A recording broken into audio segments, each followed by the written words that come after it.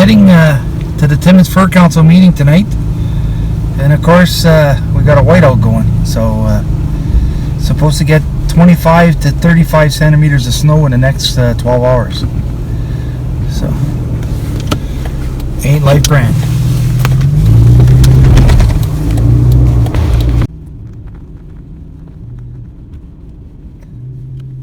Driving up to the location of the meeting here. I always know when I'm in my hometown because the pickup trucks outnumber the cars by about 5 to 1. But we're getting quite the storm, so it should be interesting to see how it's going to go tonight. So Oscar and I are on our way up to my Fortune trap line there to check some traps. We had quite the snowstorm last night. I left late today this morning hoping the plow would be out, so it's got half the road done, so that's a good advantage for me. Quite a windy day, about minus 20 out. With the wind chill it's about minus 35. Hoping for a few martin today, and we'll see what happens.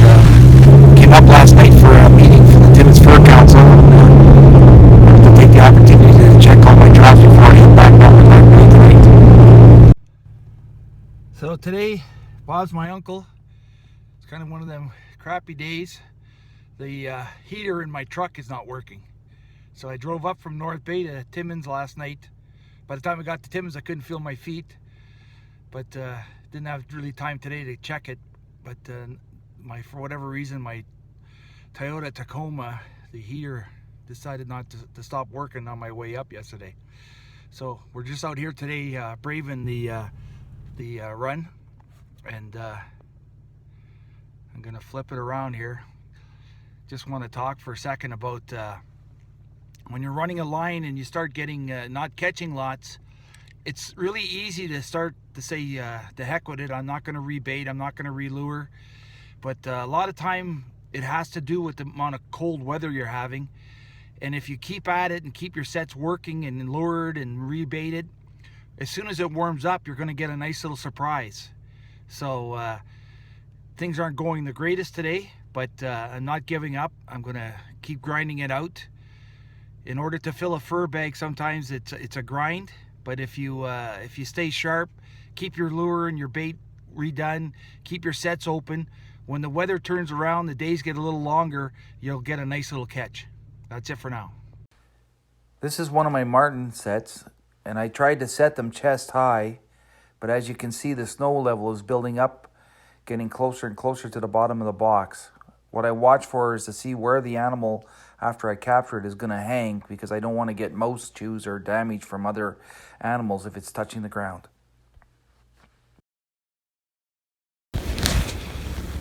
Since my last check here, you can see my snare, how it's buried, and you can barely see my trail that goes into my box.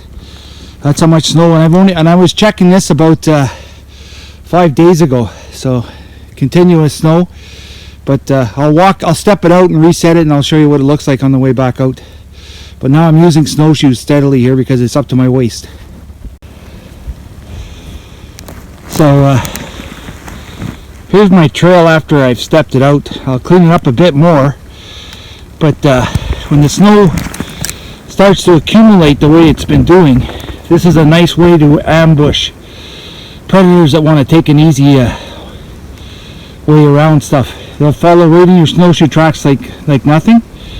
And with the way that's a link snare, I'm going to raise it up just a little bit higher than what it is. It's just a blind snare. It's a low percentage catch, but if you have 30-40 of them out when you're checking your marten boxes, you're guaranteed to connect with some links over the course of a season. It's just basically a piece of number 12 galvanized haywire, and it's a cam lock on 1x19 size cable. Sorry, not 1x19, 1/16 cable, and the cable strength is 1x19. Really easy to kill cats. So I'm running a road line here, and what I try to do is make every stop count. So I have a box on both sides of the road. I make one stop and I check 2 boxes. It makes it way more efficient. And the reason I'm running a road here is because they plow this winter access road all winter long. And so it gives me easy access. I think on this stop 20 stops. So that's 40 sets that I'm running right now. And I do that for efficiency because if you're going to stop for one trap, you might as well make it a double. You got double the odds. So, you know, when you're talking low animal numbers or potentially low animal numbers, this is a good way to keep your harvest up a little bit higher. So for sure, today is definitely a grind. Get my finger out of the way. It's definitely a workout today. Just went over the snowbank and I didn't use my snowshoes and there was like 5 feet of snow there, so I'm getting played out here today. I still haven't caught anything, so Bob's my uncle today, I guess. Anyways, carrying on. So what I want to show here is, you see how I have room here? When the trap fires, it closes on the animal. If the trap is back here, tight to the back of the box, the springs push themselves off the box and down onto the animal. So just a little trick to try to avoid bad catches is to leave at least an inch or an inch and a half for the springs to expand without propelling itself onto the animal. Today has been an absolute grind,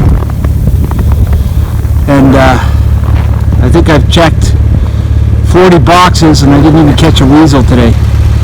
So it brings up the question, when's the best time to pull the line? So when you get into February like this, one of the things that's kind of nice, you can see my box if you look closely in there, one of the things that's nice is the days are getting longer every day by 3 minutes. A minute and a half in the morning, a minute and a half at night. And eventually the temperatures are going to start moderating here a little bit and the animals will start moving again quite a bit more. But there's always a grind in January and in February where it's tough going. And like I said, I checked 40 cents today and got nothing. I rebaited, I relured. Probably in the next check I'll probably pull the line because it's just I'm not catching enough. I know where to pick up, but it's just not worth it for 1 or 2 more marten. I might get lucky and get a lynx or whatever. It's really tough going, and you know, it's always a dilemma. It's always kind of a sad day for a trapper when he pulls out his line. But I'm burning gas, I'm burning time, which commodities I don't have a lot of, and it's better to focus my energy and switch over and maybe go after some beaver now on the ice.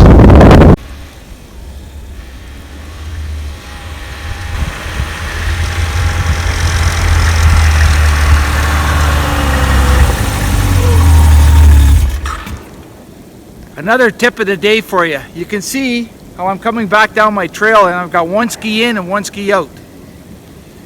Especially on a lake, you want to pack your trails a little wider because we have overflow or slush, as we like to call it. If you have a wide base, you're a lot easier and a lot less chance of falling off the trail and then burying your machine in slush. It's instinctive for me to do this. I've done this all my life. As soon as I hit the lake, I'm going to run one ski in and one ski out and widen my trail as wide as possible. I do that on my skidoo trails in the bush, but it's not as critical as being out on the lake. You can see it's snowing today.